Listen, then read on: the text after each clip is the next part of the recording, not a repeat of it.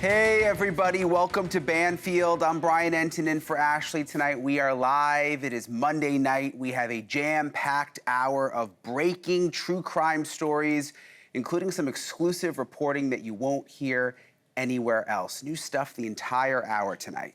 Remember when we first told you about the crime scene photos that were released from the house where Bryan Kohberger killed 4 innocent college kids? Now, we obviously did not show the photos here.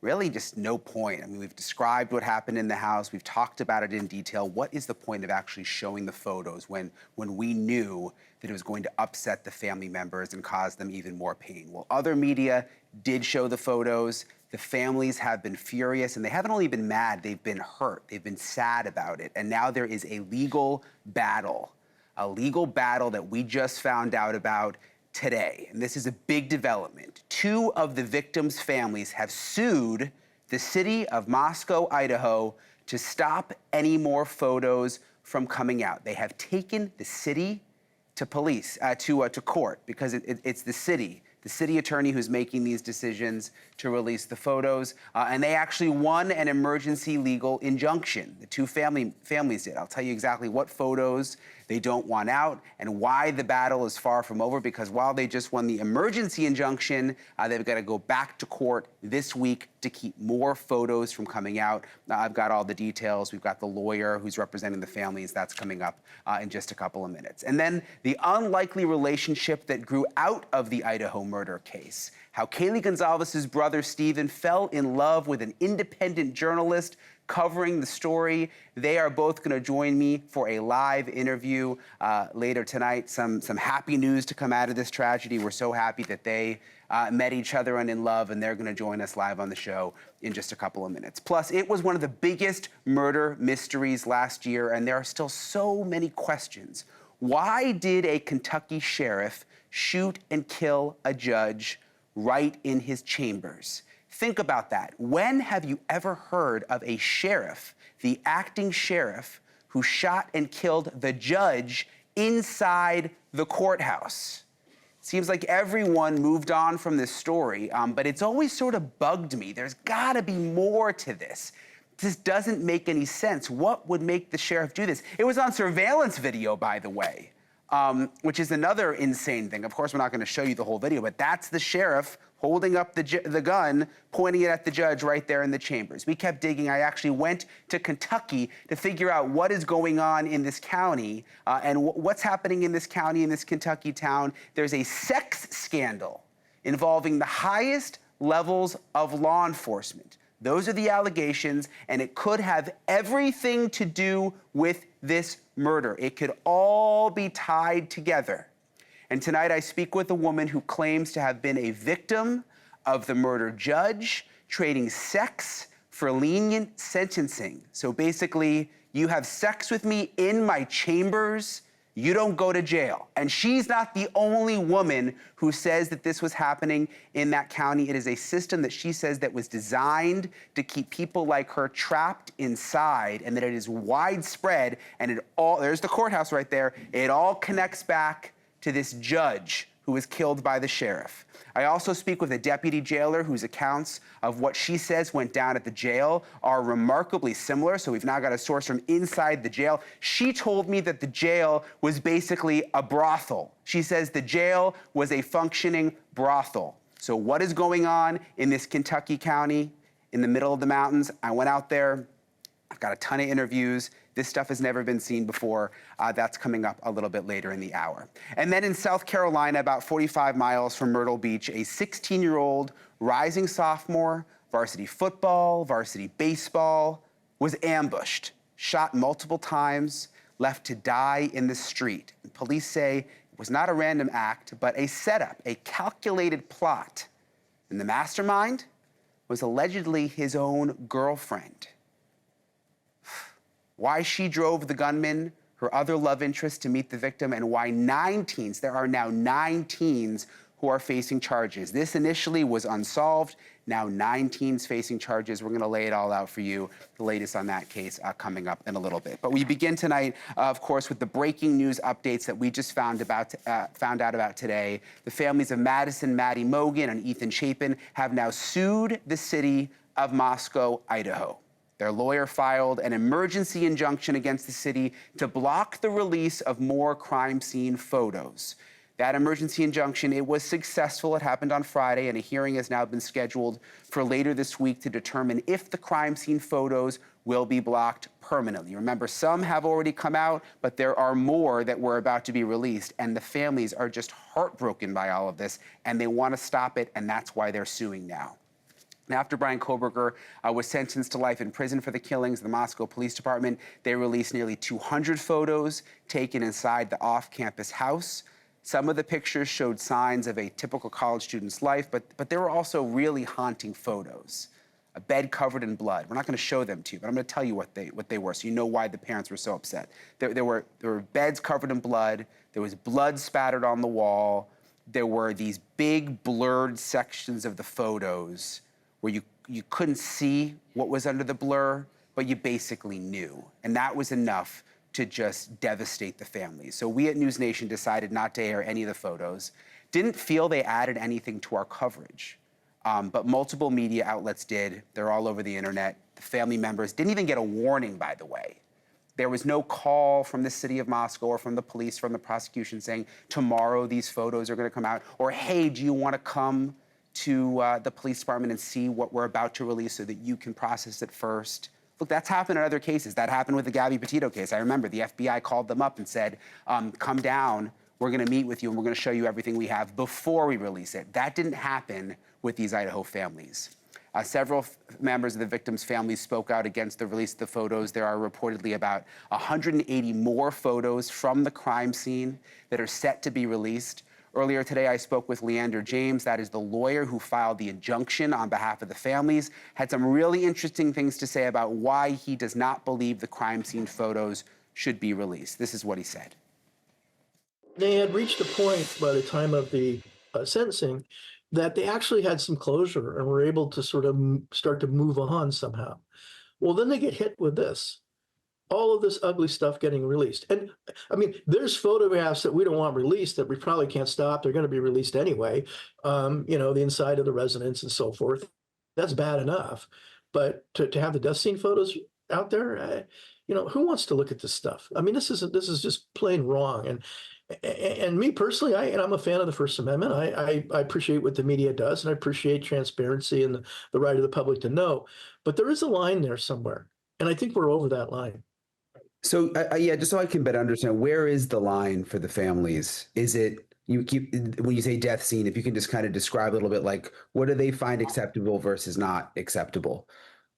Well, I think first of all, for them, I think it's an unwarranted invasion into their privacy for any of the interior photos to get out there or any of the gory photos. You know, now the law doesn't probably see it that way, and that's what our judge is wrestling with. I think from a legal standpoint, the issue gets to be whether it's an unwarranted invasion of their personal privacy for a specific image to be released. And I think the core images here are images of the death scene, the bodies, and those types of things, okay, where the murders took place. Those, I think, are the most objectionable and are an unwarranted invasion and should not be released. I would ask anybody who sees this to think of the parents and the family members of these kids who were killed, and to think about how they would feel if they were in their situation, and to not view these photos. Please don't look at them if they're out there. And I would also similarly say to any news organization who didn't do what your organization did, who actually has published them or is thinking about publishing them, I would implore them not to go there. Don't do it. And I don't want to sound threatening. I think as a matter of just morality and ethics, I think it's important not to go there. If they go there, though, they put me in a difficult spot where then we have to consider whether they have a legal liability for the damage they're causing by publishing these photos. And like I say, I want peace. I don't want, conflict. So just don't publish them, and there'll be no conflict. And so Mr. James said that they tried to work it out with the city first. They didn't immediately decide to sue the city of Moscow, Maddie Mogen's family and Ethan Chapin's family, but that They couldn't work it out, so they filed the lawsuit, and it continues this week again. There's going to be a hearing later this week. Mr. James says if the judge rules against them later this week at the hearing, that the families plan to appeal, and they're not going to give up. They do not want these photos to be released. So we will stay on top of that. Really, there were a lot of unexpected outcomes during the murder investigation. One of the biggest surprises, and this was a surprise, was a love story. Something nice to come out of this, thank God, blossoming in the middle of it all. That's exactly what happened between Kaylee Goncalves' brother, Stephen, and independent journalist Olivia Vital. While Vital was covering the case for her online audience, she met Stephen, and they began a relationship. You can see the pictures here. And they both join me live now, Olivia and Stephen. And I gotta say, when I first heard about this, I saw your video, Olivia, that you posted, and you actually have a new YouTube channel for the both of you, and it made me smile. I mean, because this has just been so sad, for the last couple of years, and to see something positive come out of it really made me happy. I want to start off asking you, though, Stephen, before we get into the new relationship, what I was just talking about, this lawsuit now from Maddie's family and from Ethan's family trying to stop the release of more crime scene photos. What do you make of it, Stephen? Yeah, I don't want to comment on the families too much. There's been enough division and sadness involved in this case. I will say the Goncalves family, we saw the writing on the wall. We saw what was coming, how this had played out. The gag order had no interest in the victim's rights, any of our rights. It was all in the interest of pushing their own agenda. I don't want to say anything about the families. They were doing what they thought was best, and they're continuing to do that. Yeah, I understand. And you talk about the gag order. I mean, I was just thinking today how the gag order was so strict, and now suddenly the gag order is gone, and it's almost like they're doing the opposite in a sense, which is sort of hard to comprehend. Olivia, I want to ask you about the relationship, though. I've known you for years. I think we first met during the Gabby Petito case down in Florida. You were out there with your mom, sort of starting up your career, which your YouTube has really blown up since then. How did this sort of come about? Well, so I interviewed Stephen's family. This was when Bryan was still not arrested yet. And Steve Goncalves actually reached out to me via email. He had seen that Kaylee was following me on TikTok, and several days before she had passed, she had sent my page to Christy and was talking about it. And so they wanted to reach out and do a documentary with me. And I didn't actually meet Stephen in person until a year later when I was filming the demolition of the home on King Road. I was passing through Coeur d'Alene and I had lunch with Steve, and he invited Stephen. But we actually didn't start dating until, gosh, almost even a year after that. We were friends first, and then I invited him to, I was filming a documentary with NBC, and I wanted Stephen to be a part of it, and it was on set where we bonded. We were skipping rocks, you can see in the documentary, and that was really when we first really met, and we just became best friends after that, and it's history. That's amazing. Stephen, you look so much like your dad, by the way. I'm just noticing in all the pictures and you sitting there with your hat on. What has this been like for you? I mean, this has obviously been just a terrible couple of years when it comes to what happened to your sister, but it's nice to see that there's sort of a bright spot that's come out of this. Yeah, absolutely. And kind of referencing one of my dad's previous interviews, I hate to say it, it sounds terrible and it won't make sense to a lot of people, but our family was kind of built for this type of thing. We're not cowards. We don't shy away from altercation. We were really willing to go to bat for Kaylee to whatever extent that meant. And I truly believe we did try. We ended up losing, and that sucks. It sucks to lose. It really does. But there's a bright spot. I did meet Olivia. I do have my partner for the rest of my life, and I'll hold on to that. Yeah, and I've seen Olivia, Stephen. I mean, she travels all over the country. I think the first time I saw Olivia, she was wearing literally like camo gear going into the swamp to look for Bryan laundry. So are you sure you know what you're signing up for here, Stephen? She's a soldier. She's built for it. Are you going to take them on the road with you, Olivia? I mean, because you're traveling all the time with what you do. Yes, we actually talked about this. There's actually some families that have reached out to me that need help here in Idaho that we will be, I will be working with, and I want to bring Stephen along. And we also are planning our future together. Eventually, we would like to homestead, get some chickens, raise a family together. So I probably won't have as much time to be on the road, and I'll be kind of more working from home, but yeah, we'll do some stories together and help other families, because that's really what it boils down to is helping other people and giving them a voice, because some families don't have a voice, or their case is so small that no one pays attention to them. Yeah, we see it all the time. I mean, people who don't, their cases don't get picked up by the media and the police haven't properly investigated, things like that. So you guys can really shine a light on those kinds of things. But I'm thinking about, you're talking about homesteading, Olivia. I'm a Florida guy. You're a Florida girl, aren't you? I mean, are you living in Idaho now? Like, I used to always see you're talking about homesteading, having a farm. Like, it seems so different. Yeah, well, I actually did grow up on Bainbridge Island, Washington. So I kind of grew up in the Pacific Northwest, half of my life there and half in Florida. I still consider myself a Florida girl, but it's beautiful out here. Stephen loves to fish, and I learned to fish with him, and it's a pastime that we really enjoy together. And I love the outdoors, and Idaho is the perfect place for that. So yeah, I'm just looking like there's something sparkling down there. Oh yes, we did get engaged. Wow, well, congratulations. That's incredible. Everybody in the background is cheering for you, by the way, all of our producers who feel like they've gotten to know your family, Stephen. What do you see for obviously you've got Olivia now, that's gonna be incredible, but what do you see for your future, Stephen? I mean, I'd imagine this has changed you in a lot of ways. Do you know, where do things stand for you in that department? I don't know. It's not going to like change my career path or anything. I'd love to help people. I've got a lot of comments and messages of people saying I make a great victims advocate or whatever.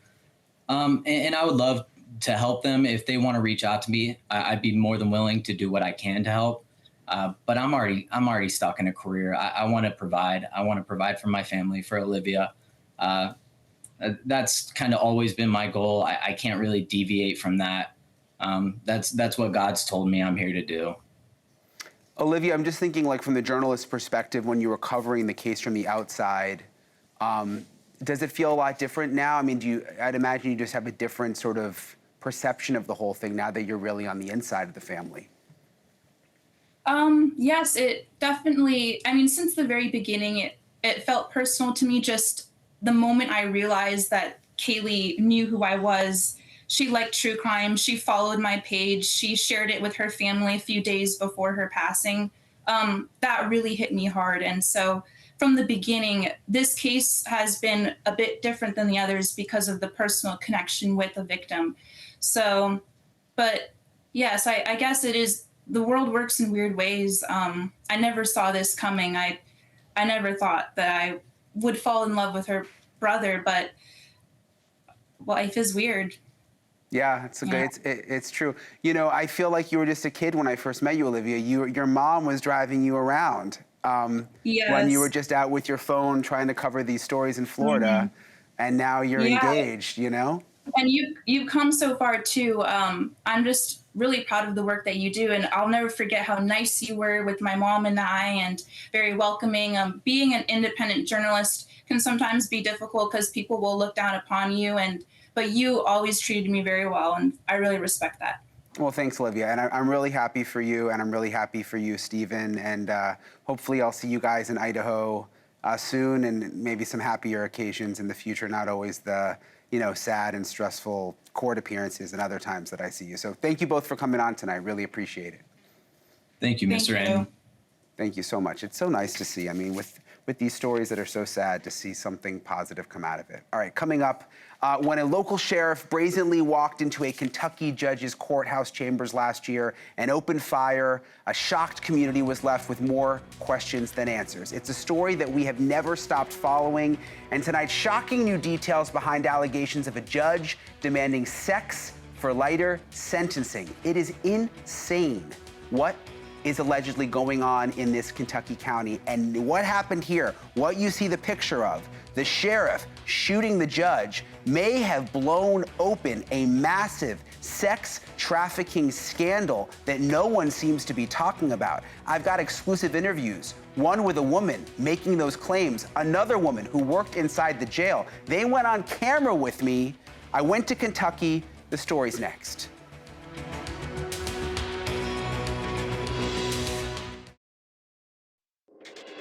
So when a longtime Kentucky judge was shot to death last September in his own chambers, it was hard to believe that the gunman was the sheriff of that very county. I still can't believe it when I say it. The sheriff, the acting sheriff, shot the acting judge. That's the sheriff right there. That's his mugshot. The sheriff, his name is Sean Mickey Steins. He shot the judge, who's named Kevin Mullins. And there's really no denying the sheriff did it because it was captured on video surveillance right in the judge's chambers. You see the sheriff hold up the gun, and obviously we don't play the whole thing, but it's all on camera. And there is a possible twisted sex trafficking scandal in the small Kentucky town involving high-level law enforcement demanding sex from inmates. So when we first saw this happen, we all wondered, what could have been going on behind the scenes? Why would the sheriff kill the judge? Well, it's all unraveling now. You've heard audio interviews from victims here on the show in the past. They revealed a glimpse into just how dirty and corrupt this county may be. And tonight, you are about to hear from a former inmate and alleged victim of the judge, Judge Mullins, a woman, her name is Taya Adams, who goes into explicit details but what she says the judge would offer her in exchange for sex. I was in Kentucky, again, just sort of determined to figure out what was going on here to cause this. We went to the town in Kentucky. We met with the women. This first one, her name is Taya. She says that she had sex with the judge to get out of trouble, and it happened again and again and again and again. Listen to what she said. What was your first interaction with the judge? I knew him before because my sister worked for the Commonwealth Attorney for a really long time. Like I grew up in his office and stuff. So whenever he got elected to be Commonwealth Attorney, and we moved over into City Hall, and then Kevin was the Assistant Commonwealth Attorney, and his office was like across the road from it. And I was kind of like informal intern in there, like learning office management and stuff. And I went over to his office to learn how to take a deposition. And that was the first interaction that I had with him as far as the sex and stuff goes. What happened? I gave him oral with my shirt pulled down, and whenever we were done, he threw money in my face, told me to clean myself up, and reminded me that I knew better than to tell my sister. And what was his job at that time? Assistant Commonwealth Attorney. And then after that point, that's when he started introducing me to his friends, the other lawyers, and we would do sex parties and perform shows and have sex with them for money, things like that. Where were the parties? Various places. There are different cabins. There's an apartment down like toward Thornton that they would use that's got like mirrored ceilings and a bidet and a sex swing and all the things. Yeah. Did you feel like you could say no? No. No, and they would make sure to make you feel as small and degraded and belittled as possible to take your power away, you know? What sort of things would they do? But also, like, I have to say, like, we were having fun, too. You know, like, we were doing drugs, we was doing coke, doing a lot of cocaine, partying, you know? Like, it wasn't like they were just, like, they weren't raping, like, physically, like, you know, what people think about when they hear the word rape. It was consensual. But it was the thing that we were so young, and then they used it against us and to destroy our lives later. How so? With the legal system. And CPS. Systematically removing your whole life, piece by piece. Did they ever tell you that you couldn't say anything? Yeah. I mean, that was just a given, you know? And like, who would believe it anyway, because the whole town's doing it, you know? Nobody cares. They're all swingers. It's all a big party to them. It was just like so normal. Did you ever have sex with him after he became judge? Yeah. Yeah. When he was the judge? Yes. I've had sex with him in the chambers. I've had sex with him upstairs. You had sex in the chambers? Yes. How did that It was not the room that's on film, that's on that, where that camera is, where the murder and stuff happened. That's not the room that was always the chambers. I don't know, like, I think it might be behind that where it was. But there was like a different desk and everything in there. That's not the same room. And how did that happen? What? The sex in the chambers? I mean, We would just like, sometimes we'd just go over there and hang out, and he'd be like, just hang out. Let me go sit on the bench for a while. I'll be in a minute. You know, and everybody would come back there and smoke and stuff after. The girls who, they would bring them up from the jail for the house arrest people and stuff. They would have sex all over the place with them too. From the jail? Yeah. Were you ever there when that happened? Yeah. You saw it? Yeah. Yeah, I knew the girls personally. Yeah. They were my friends and family. They were the people that we lived with on the streets. So they would The bring other ones that they've done the same thing to and taken their kids and slammed them and put them with all these big crazy charges. So, I mean, you're saying it like it's so normal, but I just want to make sure. Yeah. So the judge would have sex with inmates from the jail? Yes. And you saw it? Yes. I was part of it. I was one of them. Not just from being in jail, like coming in off the street and seeing them. Yeah. How did they keep it a secret? It wasn't a secret. Wasn't a secret. Why did you feel like you had to have sex with the judge? Because he's the one with the power. He holds my entire life in his hands. He's the one that makes the decisions over whether I get to keep my children or not. He's the one that makes the decisions on whether I go to jail. Did anything ever happen to you in the jail? All sorts I mean, of because you talk things. about having sex with the judge, but that was mostly when you were out, right? Trying to avoid. Yeah. Or But what about when you were in jail? yeah, the jail workers and stuff, a lot of them, they would come up to the doors, stuff, they want to see your titties. They want you to come up so they can put their hands in the beanhole and touch you, things like that. Did the judge ever say, you have to do this, or if you do this, You I'll help? come see me 3 times and we'll take care of this. If it's a ticket or something, you know, or you get some minor charge, some petty charge. Come visit me a few times, we'll take care of it. You would say that. Absolutely. Yeah. And how many women do you think were also doing this? Total over the years, hundreds. Yeah. And not just for the women who had charges. Like if your man or somebody, your child is in there, then you could go see him for that too. And everybody knew this was going on? Yes. Do you feel nervous talking about this? Have you been retaliated against? I'm a little bit nervous, but I also know that God's got this, you know, and that our kids, I don't want our kids to have to grow up in this town like it has been for us.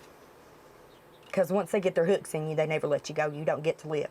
You don't get to choose your life. You don't choose your own path. They do that for you. How do all these officials get away with this?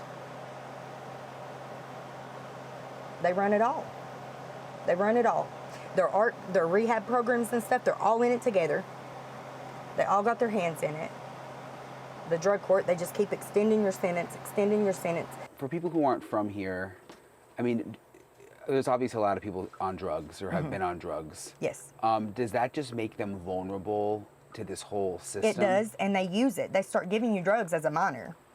Like, so you're already addicted. You're already addicted.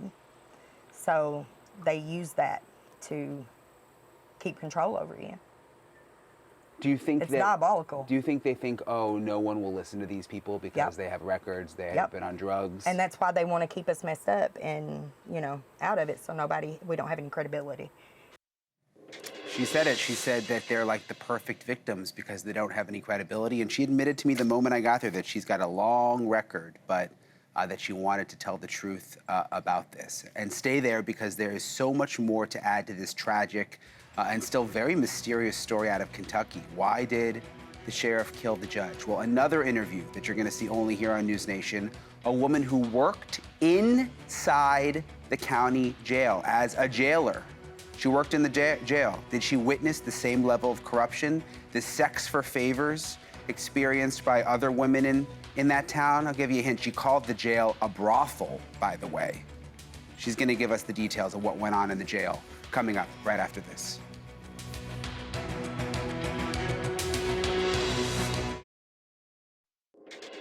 All right, so tonight you are seeing and hearing for the first time anywhere, exclusive to NewsNation, details about an American Sheriff's Department and county justice system so allegedly corrupt and crooked that some insiders call the jail brothel-like. The environment was more accurately officially sanctioned sex trafficking is how they describe it. Again, that's alleged, but the details are coming directly from people who say that they saw it firsthand. And in the case of Taya Adams, the woman whose exclusive interview you saw a few minutes ago, she was forced to take part, she says. She felt she had no choice but to provide sex to county officials in exchange for staying out of trouble. And this is the same county in Kentucky where the sitting sheriff shot a district judge dead last year, right in the judge's chambers. The former sheriff gave himself up. He's in jail awaiting trial on murder charges, and there's still no official answer for why he did it. And now I want you to hear another exclusive interview, a long conversation I had with a woman who once worked inside that small Kentucky town's jail. What did you think when you were working there? That it was a brothel. It is all just it's all a brothel between all the employees sleeping with each other and sleeping with the inmates that come in. And a lot of them, they are repeat offenders. A lot of them are permanent stayers. It's nasty. It's sickening. Did you ever see anyone having sex? I never seen anybody having sex, but I had heard stories. One of the female guards specifically was telling me that one of the places she takes male inmates was the storage room, which used to be a stairwell in front of the medication room. It's literally directly across. You can't get in there without a key, and that's where they take them. A lot of times they get took up into the courthouse, especially after hours late at night. Nobody's at work, nobody's up there, so it's all empty. It's all empty space. How common was that? More common than you would want to believe in the court system. Even down to some of my daily supervisors. There'd be girls sign themselves out and take them on home. It was sick. The supervisors would take the inmates home for the night? Yes. When there's policy, once an inmate leaves that jail space, you're not supposed to be in contact with them for 6 months. So it's one of those things, oh, you're taking them, and then the girls go back and tell them the stories, oh, I slept with this person when he took me home. You know, it's sick. What would the inmates get in return for having sex with, the leadership? For inmates, the smallest things, unless you're going with one of the overheads. If they're sleeping with the guard, it's mostly for things like cigarettes, time out of the cell, pops, commissary, things like that. Wow. What did you think when the sheriff shot the judge? A lot of the corruption was going to come out. I knew that that was going to be the beginning to set everything aside to make people come in and people's voices finally be heard. Because even I believe that the sheriff, he either knew something or something was going on that he knew about that we all might not know about, but he was doing something to protect us. Did you know, inmates were having sex with the judge? Yes, pretty much that's kind of the thing that everybody in the county knows, but it was confirmed to me after working in the jail, especially after being invited to a party myself. What happened? I said no thank you, I declined, and kind of just went back on to what I was doing. It was just one of those things of, was I just asked that? Like, did that just really... To a sex party? Yes. Who asked you? It was Mr. Mullins himself. My ex-coworkers, they come out and even asked me now not to mention it. Them participating in the parties themselves, I had another one ask me to go to another one of Mullins's get-togethers. And I declined it again because it's one of those things. I was raised better than that. You know what I mean? If you know, you know in the county. Everybody knows. They might not speak on it. They might not want to be involved in it because of the fear of retaliation, because there's so many people that has come out and spoke out about what Judge Mullins has done. Even if we're afraid to speak up on it, we need to, because is this what we want for our next generation? Is that what we want for our kids? What we're going through, what our past people have gone through, do we want that for them? And no, I don't want that for my daughter. I don't want that for my son. I want better for them. I want an actual community that's not based on if you got money and know people, and if you're willing to get on your knees or on your back. It's sickening, and I want better for them. All right, so we're going to continue investigating this. It seems like this is really just the tip of the iceberg. And we know that there are investigations happening behind the scenes. My thanks to Sarah Davis, also Taya Adams, for speaking with us. Obviously, the upsetting things they say they went through, sharing their very personal and unpleasant memories. Both women tell me that they're hoping that their experiences will help prevent the same thing from happening in other parts of the country, and they want a serious investigation to happen there in Kentucky. So again, we will we will stay on it. All right, straight ahead, the body of a 16-year-old teen found on a dark country road. At first, it looked like a case that would just fade away unsolved, but police made a discovery that led to the teen's girlfriend's arrest. And now 8 other teens face charges, including 1 for murder. That story's next.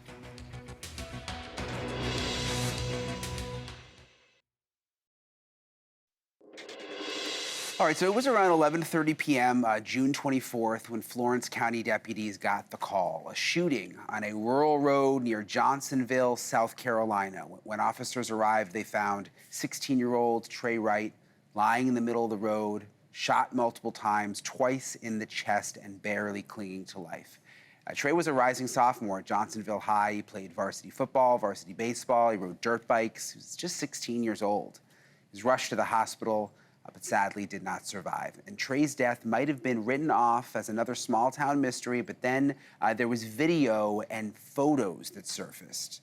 And police say they now know Trey was lured to his death in a calculated plot allegedly set up by his own girlfriend. They say she brought another boy, her other romantic interest, to that country road where a group of teens then actually filmed the showdown. That's how they had the video of this whole thing. You see the photos there. 19-year-old Devin Raper, who had already allegedly flashed a gun at Trey before, argued with him over the girl until it ended in gunfire. And the next day, police ended up arresting Raper. You see the mugshot, charged with murder and possession of a weapon during a violent crime. And then 5 days later, Trey's girlfriend, 17-year-old Gianna Kistenmacher, this girl here, she was arrested too.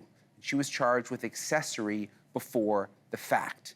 Investigators say she drove Raper to the scene, knowing that he was armed and knowing, quote, that there would be a confrontation likely to lead to death.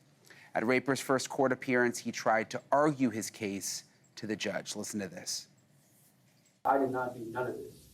There was 4 more people. All right, I'm not here to try. I understand that. I'm not here to try your case, but you can speak to law enforcement and you can also talk to your attorney. So he was trying to say, you're not supposed to say those sort of things at your first appearance, by the way. You're just supposed to stay quiet. But judge obviously didn't want to hear it. Over the next few weeks, those other people started to materialize. 18-year-old Hunter Kendall, these are all the mugs here. 17-year-old Sydney Kearns, 18-year-old Corinne Belviso, all charged as adults under South Carolina law for allegedly setting up this murder. 4 others too, they're too young to name. They were also charged. That's why the names and the mug pictures aren't there though. But look at all of these young people. Wow, their lives pretty much ruined now. Florence County Sheriff's Office says they expect a 10th suspect. There's gonna be a 10th suspect who is expected to turn themselves in soon. So we will stay on top of that story. But apparently the police have video to prove all of this. All right, that does it for us tonight. The AC is back on in here. Thank you, guys. I was sweating earlier. Cuomo's next. He's in that ice-cold studio while I sweat here like a dog. No, I'm just kidding. Cuomo's coming up next, though. Have a good night, everybody.